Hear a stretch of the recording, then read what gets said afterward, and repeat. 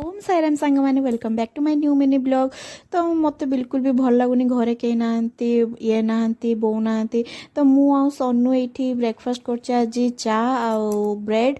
तो मु सकाळ उठिके चा बने देली आ ब्रेड ब्रेकफास्ट करनेले तापरे आज हमर सन्नु कहले चिकन बनेबा बुढ़ापा भी कहले।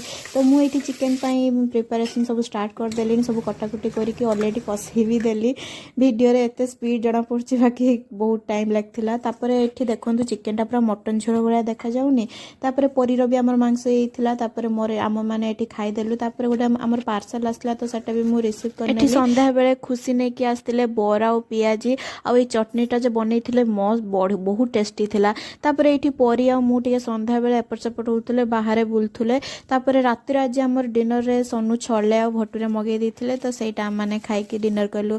तो फ्रेंड्स जदि मो वीडियो भल लगुच प्लीज प्लीज मो वीडियो लाइक शेयर और सब्सक्राइब कर।